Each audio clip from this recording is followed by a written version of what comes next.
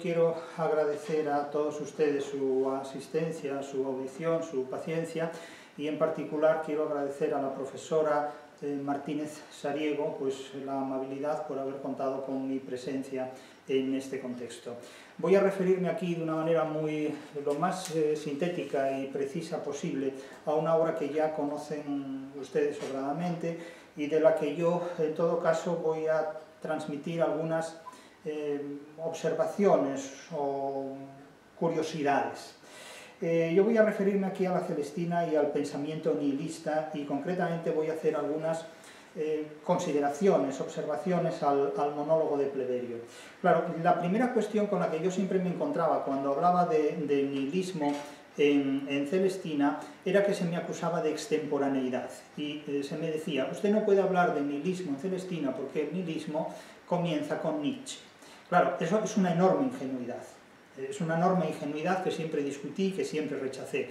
Hay nihilismo muy anterior a Nietzsche y no es necesario incluso ni salir del siglo XIX, es decir, Dostoyevsky es un nihilista anterior a Nietzsche y Turgenev en Padres e Hijos también lo es. Pero es que ya no solo eso, sino que hay nihilismo también de la naturaleza de las cosas, en Lucrecio, de Rerum Natura, y hay nihilismo también en tragedias enequistas.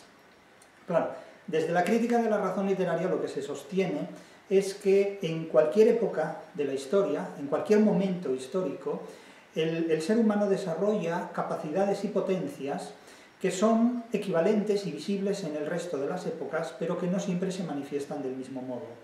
Es decir, que lo que para Quevedo podía ser una manifestación senequista en un momento dado, y de hecho lo era, desde otros puntos de vista puede percibirse como un enfoque, no diré nihilista de determinados hechos, pero sí desde luego totalmente determinista de esos hechos. Quiere decir que en cualquier época de la historia, en el ser humano, en el conjunto de los seres humanos que expresan determinadas ideas, es posible encontrar la genealogía o el rastro de cualquier idea. Otra cuestión es que éstas se puedan potenciar más o menos.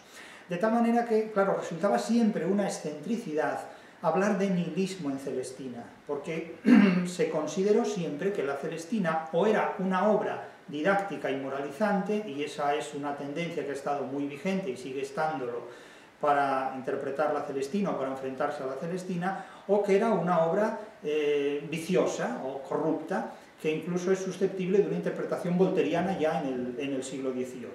Bien, aquí lo que vamos a plantear es que si me apuran, yo sería capaz de decir que todo lo que ocurre en la Celestina ocurre para que Pleberio pueda decir lo que dice. Es decir, para justificar o legitimar o plantear una interpretación completamente nihilista de la vida humana y del mundo en una época tan poderosamente religiosa como era ya el final del siglo XV y, en definitiva, pues el comienzo del XVI. Ahora, antecedentes del nihilismo. Es que los antecedentes del nihilismo, incluso, fíjense, los podemos encontrar, si me apuran, hasta en Tales de Mileto. Cuando Tales de Mileto dice que todo está lleno de dioses, claro, si todo está lleno de dioses, todo está lleno de nada. Claro, pero maticemos mejor estas expresiones. Vayamos incluso a una cita de Rerum Natura, de Lucrecio. Cito, en el libro 1 de la naturaleza de las cosas, sobre la naturaleza de las cosas, se dice: jamás cosa alguna se engendró de la nada, por obra divina, pues esta es la razón del temor que a todos los mortales esclaviza, que ven acaecer en la tierra y en el cielo muchos fenómenos cuyas causas no pueden comprender en modo alguno, e imaginan que son obra de un poder divino. Así, una vez persuadidos de que nada puede crearse de la nada, podremos descubrir mejor lo que buscamos, de dónde puede ser creada cada cosa y cómo todo sucede sin intervención de los dioses. Claro, aquí se apunta a un nihilismo metafísico, en el sentido de que no hay causalidad prevista por un orden moral trascendente. Esto es precisamente lo que va a subrayar Pleberio, es decir, el orden invertido de la causalidad de las cosas y cómo el orden natural, que lo lógico es que se mueran antes los viejos que los jóvenes, resulta completamente invertido en el desenlace de la Celestina. Es decir, no hay orden ni concierto, es un mundo al revés, pero lo peor de todo es que creíamos que podía haber un orden moral trascendente que no lo hay. Es decir, la Celestina, en definitiva, niega un mensaje cristiano, niega un mensaje musulmán, niega un mensaje hebreo y niega también un mensaje estoico en una de las épocas más fundamentalmente religiosas que ha habido en la historia de nuestro género. Pero si vamos, por ejemplo, al Estásimo I de las Troyanas de Séneca, que es el fundador del término del senequismo, de esa resignación que entronca con el cristianismo, mucho mejor que cualquier filosofía propia de Lucrecio, que es totalmente incompatible con el cristianismo, advierte el coro, en ese primer Estásimo, en la primera intervención del coro, dice: tras la muerte nada hay, y la misma muerte no es nada. Claro, es curioso que este imperativo senequista resulte completamente compatible con el senequismo cristiano de Quevedo, es decir, es como la filosofía juega todas las cartas y ninguna. Nótese como aquí también se subrayará una tesis que sostengo durante toda la intervención, y es que la filosofía siempre habla de religión, era lo que ocurría sobre todo en el antiguo régimen, pasó después a hablar de política, es lo que ocurre después de la Revolución Francesa, y siempre antes y después de autoayuda. Es decir, los tres contenidos de la filosofía son la religión, la política y la autoayuda. Si suprimimos estos términos, la filosofía se queda sin palabras, se queda simplemente con el emblema de la solemnidad de lo obvio, en definitiva.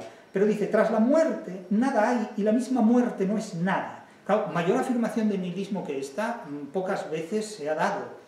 Es la meta final de una veloz carrera, es decir, es caminar breve jornada, pero para acabar en la nada, no para acabar gozando de Dios, como planteaba Teresa de Jesús.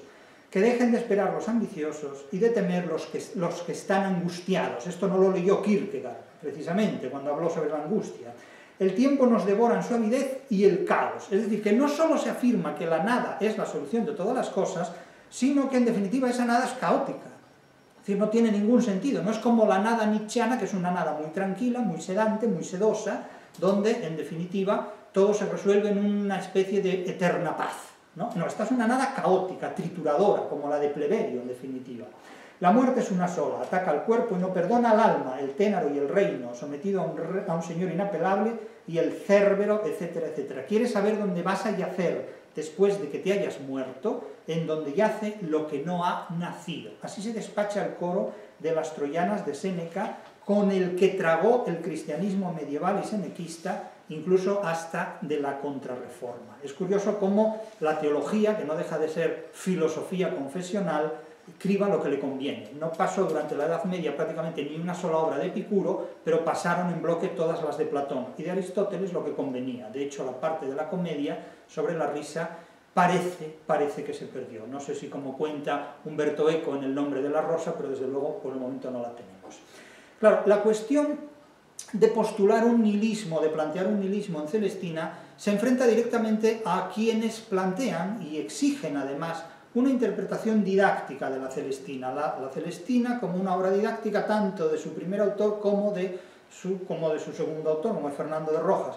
Pero evidentemente la Celestina discute cualquier exigencia de una interpretación didáctica, porque si la obra fuera didáctica habría sido un kitsch, habría sido un manual de buenas formas de comportamiento y no una manera controvertida, heterodoxa y profundamente crítica de postular un buen comportamiento, porque la Celestina es tan moral como las novelas ejemplares de Cervantes, que se plantean como un ejemplo de moralidad cuando lo único que ocurre en ellas son violaciones, atropellos, injusticias, secuestros, extorsiones y crímenes. Y eso se plantea como un conjunto de formas de comportamiento ejemplares. Pues claro, no cabe mayor ironía que la de Cervantes. Pues si nosotros nos atenemos a algunos de los pasajes del prólogo de Fernando de Rojas, se dice, todas las cosas, ser criadas a manera de contienda o batalla, dice aquel gran sabio Heráclito de este modo. Claro, aquí se apela a la figura de la dialéctica, a la figura de todos los contrastes. Claro, si hay didáctica, hay también antididactismo. Sentencia a mi parecer digna de perpetua y recordable memoria. Allí esta sentencia omnia secundum litem fium, todas las cosas se han hecho para enfrentarse, para luchar unas con otras. Allí esta sentencia corroborada por aquel gran orador y poeta laureado Francesco Petrarca. De hecho, en fin, los remedios para cualquier fortuna de Petrarca, pues es la obra que cita explícitamente Rojas. Pero nótese que esta obra es un manual de autoayuda, es decir, los remedios para enfrentarse a cualquier fortuna o infortunio de la vida. Nótese cómo la filosofía funciona vamos, como en Boecio, ¿no? Una consolación, es decir, es un libro de autoayuda crónico, perenne, permanente, es la forma noble de la autoayuda, la filosofía. Y se dice que sin liz y ofensión ninguna, cosa engendró la natura, madre de todo. Natura, madre de todo, y Dios. Si la naturaleza es la madre de todo, ¿dónde está Dios? Todavía no hemos leído a Spinoza para decir que Dios está en todas partes, lo cual equivale a decir que no está en ninguna, razón por la cual las libertades calvinistas exigieron a los sinagogos de Ámsterdam que expulsara incluso de entre los suyos al propio Spinoza.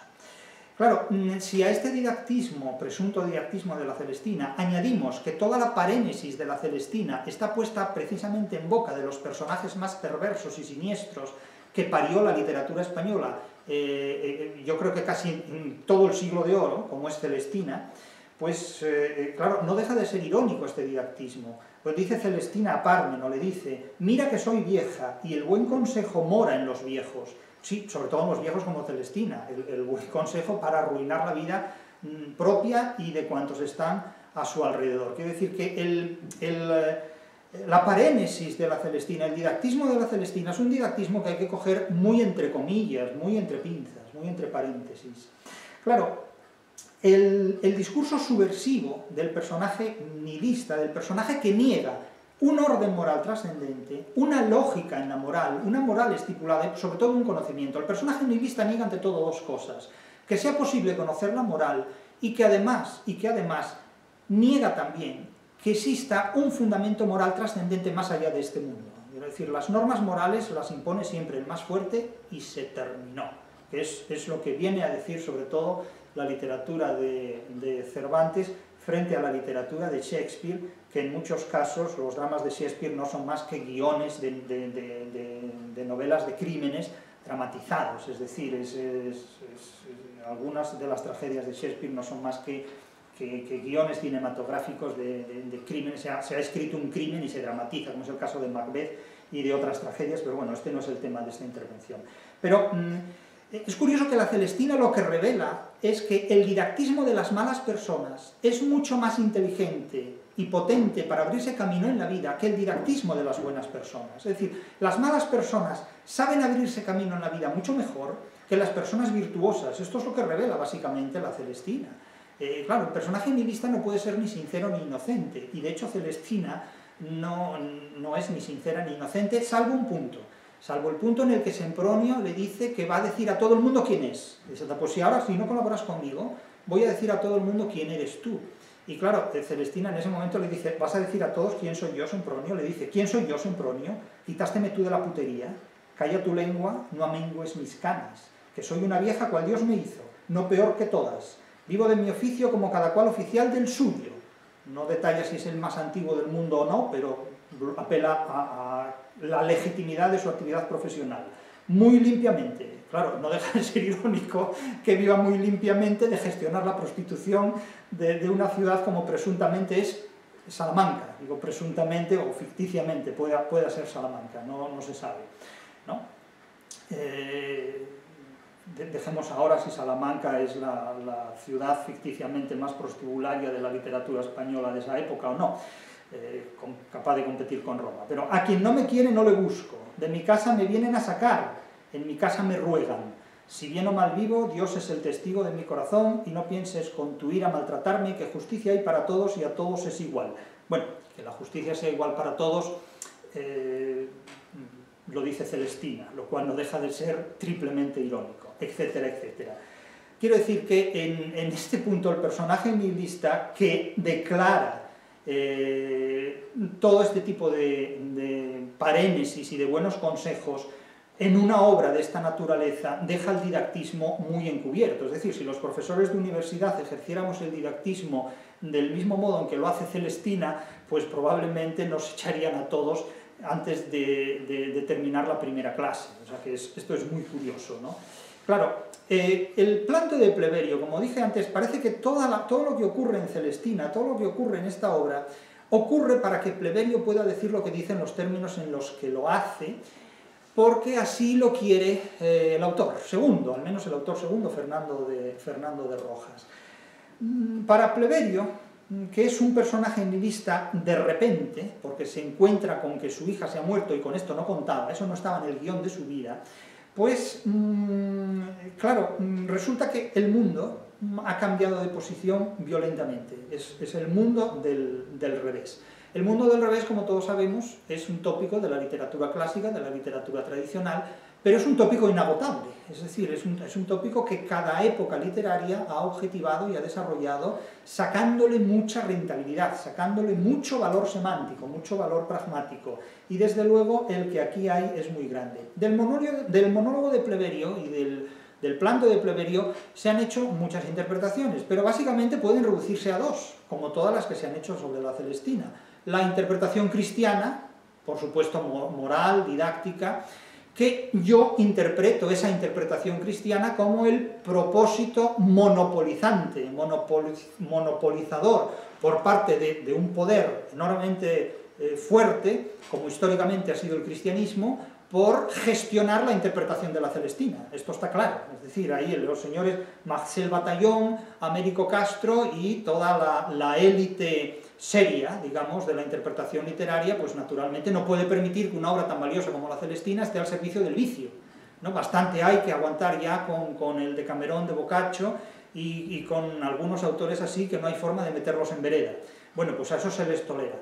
Incluso al propio Cervantes, que tiene también, en fin, unas libertades y unas heterodoxias que difícilmente pueden ser domadas por los domadores de derechas de las fieras literarias de izquierdas, ¿no?, por así decirlo. Pero el caso es que el monólogo de Pleberio ha sido interpretado, valga la pasiva, por un sector que defiende un sentido didáctico, moralizante, cristiano de la obra dialogada, del teatro, de la novela dialogada, o de como se quiera considerar este género, que también se resiste a clasificaciones genológicas.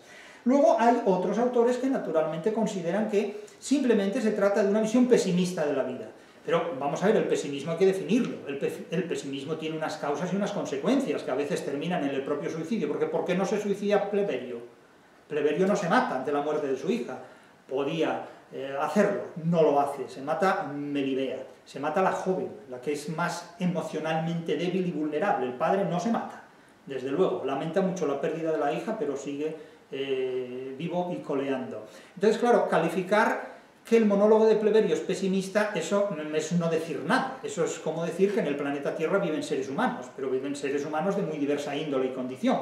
Esto es no querer adentrarse en la explicación de una dialéctica mucho más profunda que exige saber las causas y las consecuencias de ese pesimismo, pero no se quiere entrar en detalles. Esta segunda interpretación no es diferente de la primera cristiana, sino que es incluso cómplice y colaboracionista de ella, porque renuncia a ejercer una crítica más allá de las consecuencias que nos ha dejado simplemente una valoración cristiana.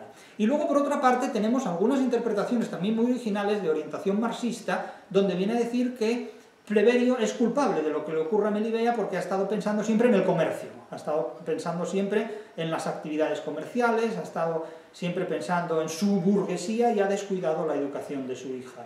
Claro, esto eran interpretaciones muy de los años 60-70, Rodríguez Puertolas es uno de los defensores de esta interpretación, que lo único que nos dice es que quien la hace es marxista, pero en realidad el hecho de considerar que un burgués tenga más o menos merecida la muerte de su hija porque se ocupaba de su dinero, no deja de ser una interpretación que nos habla más del intérprete que del contenido de la obra.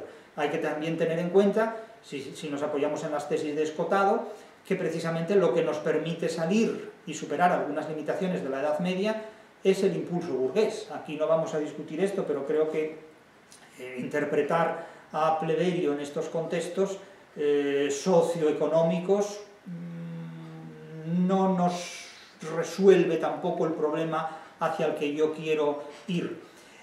A mi juicio, lo que aquí plantea Pleberio es simplemente un concepto nihilista de la vida humana, claramente, nihilista de la vida humana. Pleberio entra en el nihilismo al percatarse de la muerte por suicidio de su hija, que como buen padre, pues evidentemente no se entera de la vida que lleva su hija, que es lo que suelen hacer en muchos aspectos la mayor parte de los padres, no sé si burgueses o no. El caso es que los protagonistas de la literatura dostoyevskiana no son precisamente burgueses y saben todavía menos lo que hacen sus hijas. Pero el planteamiento fundamental, insisto, es que el desenlace del planto de Pleberio es un desenlace nihilista que no plantea ninguna solución cristiana, ninguna solución judía, ninguna solución musulmana y ninguna solución estoica tampoco. Es decir, no hay ningún tipo de resignación ante estos hechos, hay un absoluto hundimiento, y de hecho la obra termina así. Claro, las imágenes que el propio Pleberio utiliza en su monólogo, naturalmente dentro de los esquemas de la retórica clásica, conducen al anticlímax, es decir, es una enumeración gradativa descendente que acumula un montón de figuras, que ahora veremos puntualmente cuáles son, hasta desembocar en un imperativo negativo, es decir, no queramos más vivir. O sea, no queramos más vivir, dice literalmente, ¿no? Habla de la vida como una vida de congojas, un río de lágrimas, una vana esperanza, un prado lleno de serpientes, una morada de fieras. Parece que está hablando de nuestro centro de trabajo, de cualquier lugar de esta naturaleza. Es decir, la vida misma, ¿no? La realidad de la vida misma. Es un mundo lleno de dificultades y lleno de asperezas en el que hay que sobrevivir. ¿Cómo sobrevive un padre al que se le ha suicidado su hija? Pues esto es un tema muy serio. Es decir, la Celestina lo plantea como una desenvoltura literaria, pero es un tema muy serio. De hecho, la literatura es la construcción de una historia o fábula en la que las palabras dicen muchas más cosas de lo que a su significado les está permitido precisamente delatar. Es decir, las palabras literarias delatan muchas más cosas de las que al significado que esas mismas palabras tienen en el diccionario les está permitido declarar, les está permitido incluso confesar. Claro, el tópico del mundo al revés es antiquísimo, está en los orígenes de la poética y de la retórica, con un amplísimo desarrollo prácticamente en todas las producciones medievales, sobre todo en el libro de Buen Amor, que es un vergel de parénesis y de sinopsis de todo lo que es el pensamiento medieval. Pero es que la Celestina ya no es una obra medieval, la Celestina es una obra que plantea desafíos renacentistas, así como el teatro de Shakespeare es un conjunto de obras que plantean soluciones medievales a problemas renacentistas. La Celestina es una obra que ya plantea problemas modernos y exige soluciones también modernas. Es decir, la Celestina, podríamos decir, es mucho más moderna que todo el teatro de Shakespeare junto, en realidad. Pero me quiero quedar aquí con una idea, que es la idea del laberinto que invierte la posición del mundo, en definitiva, y el mundo como un laberinto que invierte completamente el orden lógico de la existencia humana, llegando a la conclusión de que no hay ningún fundamento. Es decir, mucho antes de que Nietzsche dijera Dios ha muerto, el propio Pleberio dice no hay Dios, no hay fundamento de nada, no hay lógica de ningún tipo, ¿no? Por eso sorprende que a veces algún intelectual diga que nos hemos equivocado de Dios. Nos hemos equivocado de Dios cuando los que se supone que han acertado al elegir un Dios, el Dios se les ha muerto antes de hacer algo útil con él, ¿no? Es una cuestión muy sorprendente esta, ¿no? Pero voy a centrarme y para ir ya incluso terminando, porque quiero ser sintético, en 4 puntos, 4 aspectos. En primer lugar, la muerte de Melibea no es una muerte cualquiera, es un suicidio. Y no es un suicidio cualquiera, es un suicidio en una época donde, digámoslo abiertamente, es la peor época para suicidarse. Es la peor época para suicidarse porque no está permitido desde ningún punto de vista suicidarse, ni políticamente ni teológicamente. Y por si esto fuera poco, el Concilio de Trento, pues menos de 100 años después, 1545, 1565, el Concilio de Trento prohíbe explícitamente suicidarse en literatura. Esto puede resultar hoy muy gracioso entre comillas, pero prohíbe suicidarse en literatura, ¿no? Es decir, como Casona prohibía suicidarse en primavera, el Concilio de Trento prohíbe suicidarse en literatura, prohíbe suicidarse de mentira en la ficción. Pues ¿por qué? Pues porque esto puede invitar a que la gente se tome la ficción en serio, como hacían los propios teólogos tridentinos. Los teólogos, como buenos filósofos, se toman la ficción en serio, porque no son capaces de distinguir la ficción de la realidad no ficticia, ¿no? La realidad ficticia de la realidad no ficticia, es un problema que tienen. Entonces los teólogos, que en el fondo son filósofos dogmáticos, en definitiva, prohíben la ficción.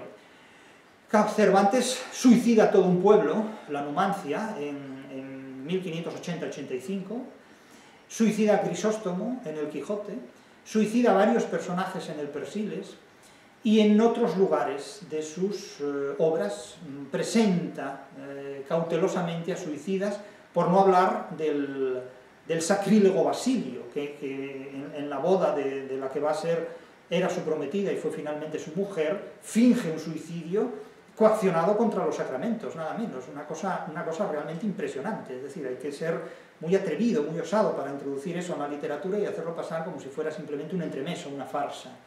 Pero el caso es que el suicidio de Melibea es especialmente crudo porque es un auténtico atentado ya no contra las leyes políticas, sino contra las leyes teológicas. De hecho, bueno, el autor no se atreve a afirmar, sino en acróstico su obra, pero decía: oh mi hija y mi bien todo, crueldad sería que viva yo sobre ti, más dignos eran mis 60 años de la sepultura que tus 20,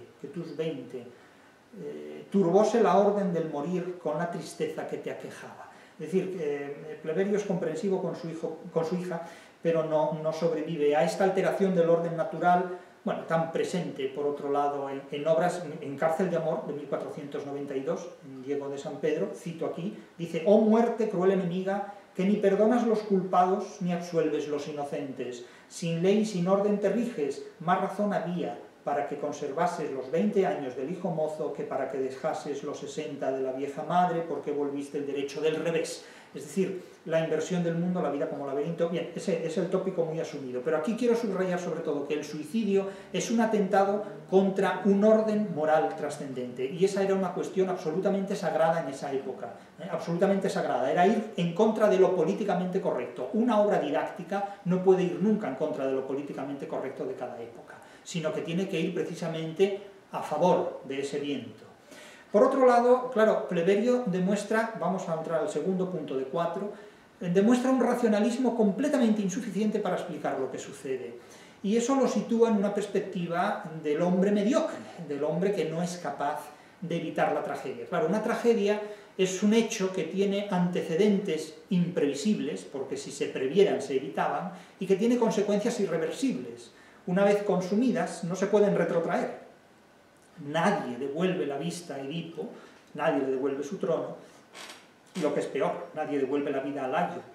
Aquí ocurre lo mismo, nadie devuelve la vida a Melibea. Es decir, la tragedia lo que tiene es que, irónicamente, no se puede prever, es decir, después de la tragedia todo el mundo la veía, pero antes de la tragedia no la veía nadie, y después de la tragedia, naturalmente, el desencadenamiento de los hechos a los que da lugar no permite de ninguna manera reconstruir la situación original. Es decir, la dicha cuando se va nunca vuelve en su formato original. La libertad cuando se va nunca vuelve en su formato original. Vuelve transformada, en mejores o peores condiciones, pero nunca vuelve en su formato original. La tragedia lo que introduce en la vida humana, en la historia de la vida humana, son transformaciones que alteran estadios originales que después se pueden o no recuperar, pero desde luego nunca en su estadio original.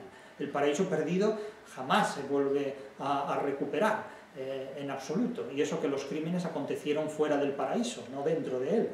Pero bueno, el caso es que el racionalismo de Pleberio no puede explicarse lo que sucedió, y desde luego no pudo evitarlo nunca, porque nunca lo previó, no lo previó ni su propia madre, la madre de Melibea, que abandona la casa precisamente dejando a su hija en manos de Celestina, ¿no?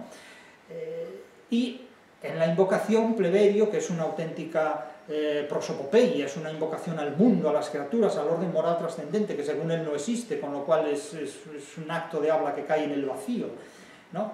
Deixárasme, implora la fortuna, aquella florida planta en quien tú poder no tenías, diérasme fortuna fluctuosa, triste mocedad con belleza alegre, no pervertieras la orden, el orden lógico de las cosas. Es decir, el racionalismo incapaz de prever la tragedia es un rasgo absolutamente esencial en todo hecho trágico. Pero es que, vamos al punto 3, es incapaz también de comprender el valor final de su vida, es decir, no hay ninguna solución. Es decir, la literatura difícilmente planteaba finales trágicos en la novela hasta el siglo XVIII. Es decir, la novela solía tener finales felices prácticamente hasta el siglo XVIII, hasta el siglo de oro español. Después los finales felices ya los va a heredar el cine, y la literatura suele tener finales infelices. Otra cosa es la literatura de consumo.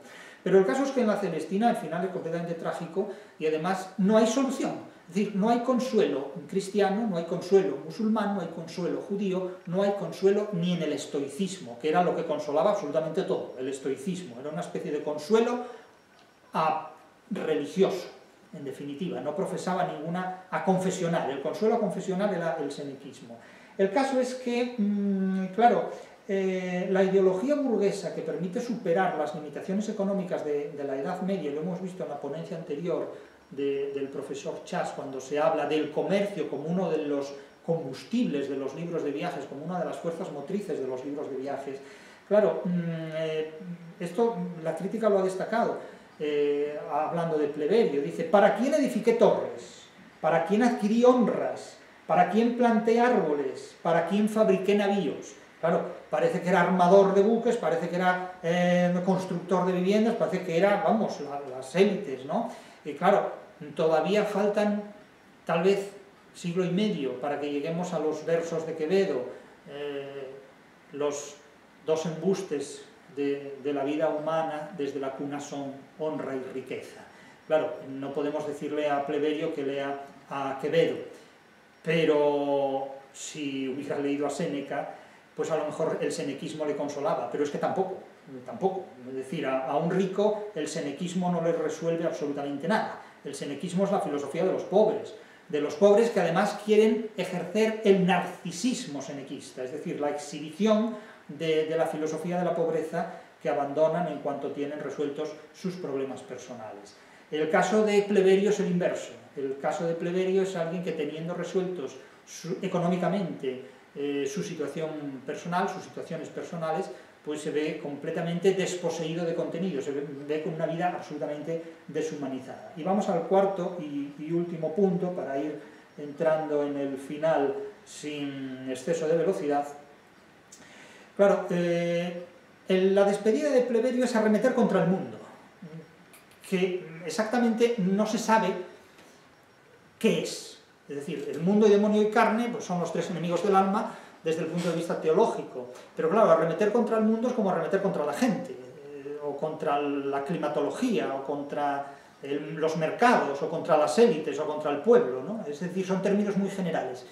De cualquier manera, en su apelación, en su imprecación apelativa al mundo, lo responsabiliza como alguien que, digamos, está ausente en horario laboral. Es decir, que allí donde debería haber hecho frente a un problema, pues se ha desentendido de ese problema. Es decir, acusa al mundo de haber incurrido en dejadez de funciones, por así decirlo, ¿no? Es decir, tú deberías haber preservado el orden de las cosas y no lo has hecho, de tal manera que, pues, mi hija se ha suicidado, de alguna manera por culpa tuya, ¿no? Porque no has sabido mantener el orden de las cosas. Esta apelación cósmica a un orden moral trascendente que no está en su sitio, pues revela de alguna manera una visión completamente nihilista de la vida humana y de todo lo que tiene que ver con ella. Una visión nihilista que irá creciendo a medida que la literatura se desarrolla hacia la edad moderna y sobre todo hacia la edad contemporánea. Claro, el nihilismo llega al mundo protestante, llega a la anglosfera, como ha llegado siempre la literatura a la anglosfera, con 2 o 3 siglos de retraso. Claro, es una cosa muy curiosa esta, es que la anglosfera siempre ha llegado con retraso a la literatura. Claro, Nietzsche descubre el nihilismo cuando Lucrecio ya lo había objetivado en filosofía. Esto es graciosísimo, pero más gracioso todavía es que haya críticos literarios o filósofos que descubran el nihilismo leyendo a Nietzsche.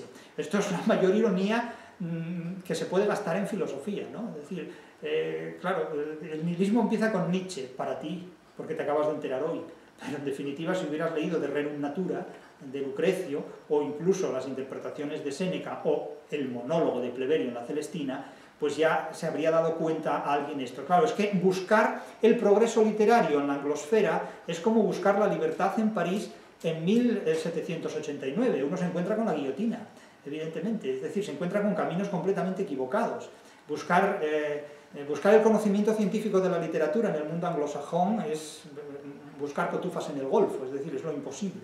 Entonces, claro, fíjense que, por ejemplo, el nihilismo llega a Shakespeare mucho después de que Shakespeare, influido por la literatura sureña, por la literatura mediterránea, lo incorpore en la tragedia del misántropo, en Timón de Atenas. Fíjense lo que dice Timón de Atenas. Si unos dulces acentos que me eran conocidos me arrancaron a la horrible confusión, burlando el último resto de mis sentimientos infantiles con el recuerdo de un tiempo feliz, maldigo, y aquí empieza una maldición que compite con Pleberio, Maldigo todo cuanto cerca al alma con el señuelo de seducciones y prestigios. Y en este antro de dolor la retiene fascinada, mediante fuerzas que deslumbran y halagan. Maldito sea, y aquí empieza una retahíla de maldiciones, maldito sea por adelantado el alto concepto de que se rodea a sí mismo el espíritu. Esto no lo leyó Kant, ni Hegel, que hizo la biografía del espíritu absoluto en la fenomenología del espíritu. Maldito el engaño de la apariencia que acosa nuestros sentidos. Esto no lo han leído los educadores que hoy defienden que la educación debe estar basada en las apariencias y no en el desengaño. Maldito el engaño de la apariencia que acosa nuestros sentidos, es decir, cuando vivimos en un sistema educativo que básicamente se orienta a potenciar la sensibilidad, pero no lo inteligible, potencia lo sensible, pero no lo inteligible. Maldito lo que en sueños se insinúa hipócritamente en nosotros con ilusiones de gloria. Esto es para los que dicen, es que cumple tus sueños. Cumplir los sueños es el camino más rápido hacia el fracaso. Y fama imperecedera, fama, la más veloz de todas las plagas, que diría Virgilio. Maldito lo que nos lisonjea como posesión, en forma de esposa e hijo, de sirviente y arado, de la dialéctica del amo y el esclavo de Hegel y hasta aquí anunciada. Maldito sea Mammón cuanto con tesoros nos incita a arrojadas empresas, cuando para el placer ocioso nos apareja mullidos almohadones. Maldito sea el balsámico zumo de la uva, malditos sean los favores supremos del amor. O sea, para maldecir al amor hay que tener ya frustración encima. Maldita sea la esperanza, que es lo último que queda según la paremia. Maldita sea la fe y maldita sobre todo la paciencia. Claro, evidentemente, claro, este tipo de declaraciones que va a recuperar después el doctor Fausto en la obra homónima del propio Goethe, literalmente, palabra por palabra. Y claro, el tópico del mundo al revés de Jan Steen, ese cuadro de la pintura holandesa, lo refleja perfectamente. Y recordemos las palabras que lo ilustran, porque parece que las palabras de Pleberio son la glosa de ese lienzo. Yo pensaba en mi más tierna edad que eras y eran tus hechos regidos por alguna orden. Ahora visto el pro y la contra de tus bienandanzas, me pareces un laberinto de errores, un desierto espantable, una morada de fieras, juego de hombres que andan en corro, laguna llena de cieno, región llena de espinas, monte alto, campo pedregoso, prado lleno de serpientes, huerto florido y sin fruto, es decir, de apariencias estériles, fuente de cuidado, río de lágrimas, mar de miserias, trabajo sin provecho, dulce ponzoña, vana esperanza. Fíjese que son términos teológicos completamente invertidos. Falsa alegría, verdadero dolor. Cébasnos, mundo falso, con el manjar de tus deleites, al mejor sabor nos descubres el anzuelo, no lo podemos huir, que nos tiene ya cazadas las voluntades, prometes mucho, nada no cumples. Claro, evidentemente, ante este tipo de concepciones no queda ninguna esperanza absolutamente en la vida. Es ir contra el mundo y contra todos sus ideales, contra todos los ideales, no queda absolutamente nada en pie. Claro, podríamos seguir leyendo el monólogo de Pleberio, que todos los aquí oyentes ya conocen y han leído, no vamos a insistir en esto, pero realmente esta negación de un orden moral trascendente es una afirmación de ateísmo absolutamente rotunda, pero es una afirmación de ateísmo dentro de todos los códigos religiosos de la época y de épocas posteriores. Es que ni siquiera el senequismo, que es una terapia filosófica aconfesional, sirve de consuelo a Pleberio. Es decir, no queda absolutamente nada. No queda absolutamente nada. Yo por triste experiencia contaré cómo a quien las ventas y compras de tu engañosa feria no prósperamente sucedieron, como aquel que mudo ha hasta ahora callado tus falsas propiedades por no encender con odio tu ira. Pues no sé qué sería de él si las hubiera dicho, en definitiva. El caso es que quiero concluir con una cita de Rodríguez Puertolas, que sí me parece aceptable y recuperable. Dice, dos dioses, pero ambos igual de crueles. El Dios cristiano mata a los que crió, amor a los que le sirvieron. La identificación de ambos dioses es en verdad inquietante si además recordamos que el cristianismo es también y por definición el Dios del amor. Sí, es esa metáfora copulativa, Dios es amor, que creo que es además uno de los escritos de Benedicto XVI. El atrevimiento de Rojas, concluye Puertolas, es extraordinario. Claro, y cito a Stephen Gilman, que no está en la línea de Puertolas, pero concluye casi con la misma interpretación. La implicación de un universo natural sin Dios es aquí tan explícita como podía serlo en aquel tiempo. Obviamente, o en todo caso asumiendo que tras las máscaras de la fortuna, el mundo y el amor acecha algún celoso vigilante, ese es caprichoso y despiadado. Bien, ese vigilante es la nada. Nietzsche decía, Dios es el nombre que los creyentes dan a la nada, y era para decirle a Nietzsche, y la nada es el nombre que los creyentes en la nada, como tú, dais a Dios, en definitiva, porque es una idolatría del nihilista. Pero claro, la pregunta sigue siendo la misma. Natura, la naturaleza es madre de todo, tal como decía Petrarca. ¿Y Dios? ¿Dónde está Dios? Pues Dios no está en ninguna parte. Como diría el otro, Dios ni está ni se le espera, en definitiva. Mucho antes que Nietzsche, en suma, este concepto de un mundo que no tiene un fundamento articulado en un orden moral trascendente, queda objetivadísimo, perfectamente objetivado en la Celestina.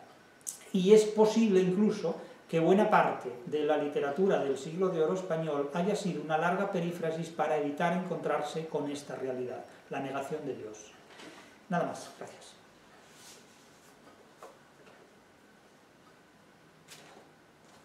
Bueno, pues muchas gracias al profesor maestro por su aportación tan reveladora sobre el nihilismo de la Celestina, una tesis además que me parece muy convincente y complementaria y clarificadora de algunas ideas que se plantearon ayer. Tuvimos a un especialista en Lucrecio, aunque aludió a otra cuestión más de detalle, y a un comunitario que se refirió a la Celestina.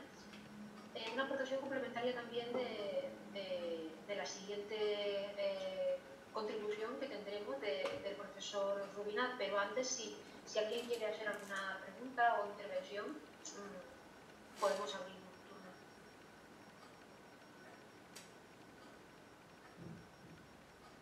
Sí, Gabriel Laguna. Sí, bueno, pues muchas gracias al profesor González Maestro por su enriquecedora aportación. Básicamente estoy de acuerdo con todo lo que ha apuntado, especialmente en lo relativo al carácter catastrófico del sentimiento que embarga al padre de Melibea. Pero quería preguntarle si podría ilustrar un poco más, porque sí, estando de acuerdo en que se llega al nihilismo, como consecuencia de las desgracias, se llega a no creer en nada, al ateísmo, al nihilismo, pero lo que me interesaría es que nos comentara algo más en el factor más importante que lleva a ese nihilismo, que es el amor. Básicamente, según este hombre, pues su desengaño es grande con el amor y gran parte de su discurso lo dedica precisamente en hacer un denuesto del amor, no muy distinto al denuesto del amor que hace Lucrecio en el libro cuarto, no sé si es cuarto o quinto de Rerum Natura. Entonces, y bueno, los epicureístas y Lucrecio pues pensaban, no recomendaban el suicidio, no creían en unos dioses providentes, creían en unos dioses, pero pensaban que no le prestaban ninguna atención a los asuntos humanos, con lo cual eran en la práctica ateos, aunque teóricamente eran creyentes. Pero bueno, los epicúreos recomendaban no implicarse emocionalmente en el amor como un medio, sino para ser felices, pero por lo menos para vivir tranquilamente, para vivir pues sin preocupaciones excesivas. Y precisamente la tragedia de la Celestina ocurre por eso, por no renunciar al amor, como recomendaban los epicúreos, entonces caer de lleno en las garras del amor, y esto es el factor principal que desencadena la tragedia y por tanto el nihilismo del padre. Entonces, ¿qué importancia le das al denuesto del amor en la constitución de ese nihilismo final? A mi juicio, ese denuesto del amor en la Celestina es un efecto retórico, a mi juicio, Porque claro, aquí hay dos cuestiones importantes. Una, lo que en la Celestina se dice sobre el amor, que es lo que le conviene a Fernando de Rojas que diga Pleberio, y otra cosa ya muy distinta es lo que sobre el amor pueden pensar individuos como Epicuro o Lucrecio o el propio Séneca. Y entonces son dos cosas distintas. En primer lugar, lo que sobre el amor digan individuos como Epicuro, Lucrecio, Séneca, lo demás, es, a mi juicio completamente, es bastante ridículo. O sea, considerar que renunciar al amor hace al ser humano más feliz, eso lo dicen los que no lo probaron. O sea, que le pregunten a Lope de Vega. O sea, vamos a ver, esta concepción senequista y estoicista de la vida en virtud de la cual yo renuncio a las pasiones y de este modo vivo mejor, eso es de un idealismo absolutamente garrafal. Es más, es de un idealismo propio del eremita y del virtuoso que después acaba copulando con una gallina, ¿no? Como ocurre en el libro de Buen Amor, por ejemplo. Entonces, allí donde hay una virtud es porque hay un vicio que ocultar, en definitiva. Claro, esto, los cínicos, que eran realmente depravados, no perdían el tiempo con esto. Es decir, claro, la filosofía de Epicuro y de estos autores sirve de base también al cristianismo. Es decir, una persona que vive en la idea, en la convicción de que el amor desestabiliza y tal, es una persona que vive una vida de ficción, a mi juicio, a mi juicio. Entonces yo eso no me lo puedo tomar en serio. Pero esta es una interpretación personal, naturalmente, es una interpretación personal.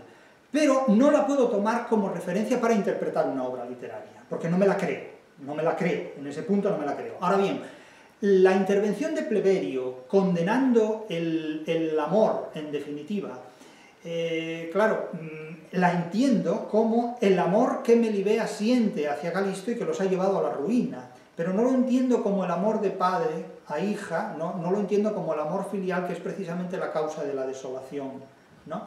Pero porque él habla de Cupido, del dios del amor, que ha desencadenado una tragedia, pero claro, es una tragedia que debería haberse evitado, porque no hay nada más irónico que concertar los servicios de una Celestina para que dos jóvenes se enamoren cuando ya están enamorados en sí mismos, ¿no?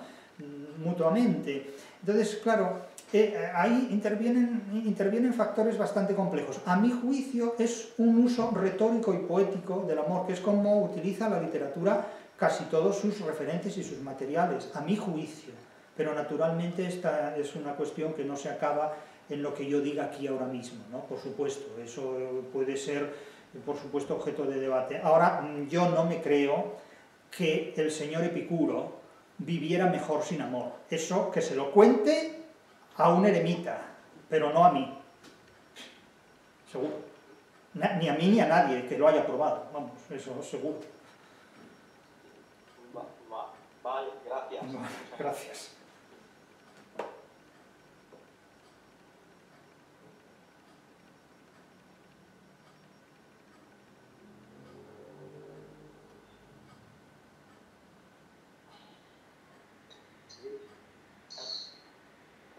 Ramón ha levantado la mano. Es que tenía desactivado el micrófono. Vale, no, simplemente no es ninguna pregunta. Como nos queda tiempo, si no, esto lo habría dicho yo también en mi intervención, me quería sumar a la idea que decía Jesús de que la cuestión de lo anacrónico, de hablar de nihilismo en esta época, etc. Bueno, veamos, el duque de Rivas escribe Don Álvaro, La fuerza del sino, en 1835. Nietzsche nace en 1844, o sea, 9 años antes del nacimiento de Nietzsche. En Don Álvaro, simplemente para contextualizarlo, porque no lo tenga presente, Don Álvaro se quiere ir con Leonor, su padre lo intercepta, en esa disputa tira la pistola al suelo, se dispara la pistola y Don Álvaro mata al padre de Leonor. En la refriega se separan, él cree que Leonor ha muerto, después los hermanos de Leonor lo van a buscar, don Alfonso y don Carlos. Don Álvaro mata a don Alfonso en un duelo, después matará a don Carlos. Finalmente, al final, cuando está matando a don Alfonso, van a buscar la ayuda de un eremita, y el eremita era era doña Leonor, que se había encerrado en una cueva. Sale doña Leonor, él ve que hay una posibilidad de vida, y si Leonor existe, todo tiene solución. Dice, si Leonor existe, todo tiene solución. Pero entonces don Alfonso, que está muriendo, cuando ve que su hermana coge la daga y mata a su hermana. Es decir, no hay ninguna solución de nada. Mueren todos, desde el principio hasta el final. Y entonces don Álvaro dice lo siguiente. Leo simplemente 4 líneas del final de don Álvaro o la fuerza del siglo. Desde un risco, con sonrisa diabólica, todo convulso, dice: busca imbécil. Él antes se había disfrazado del padre Rafael. Busca imbécil al padre Rafael. Yo soy un enviado del infierno. Soy el demonio exterminador. Huid, miserables. Infierno, abre tu boca y trágame. Húndase el cielo. Perezca la raza humana. Exterminio, destrucción. Bueno, pues perezca la raza humana, húndase el cielo. Es decir, aquí tenemos también pues una exposición absolutamente nihilista que concuerda con toda la dinámica, el rosario de muertes que tenemos durante toda la obra, y lo único que rescataría esto del nihilismo es cuando dice que yo soy un enviado del infierno, con lo cual allí podríamos contemplar la posibilidad de una metafísica cristiana, pero cuando dice hundas el cielo, lo de enviado del infierno es más un acceso de rabia que no tomarlo en su sentido literal. Quiero decir esto simplemente para sumarme a lo que decía Jesús antes, de que por supuesto que hay nihilismo que está en la literatura española ejercido en muchas obras, y otra cosa es que no las hayas leído, ¿verdad? Pero esto es de 1835, 9 años antes del nacimiento de Nietzsche. Húndase el cielo, perezca la raza humana, exterminio, destrucción.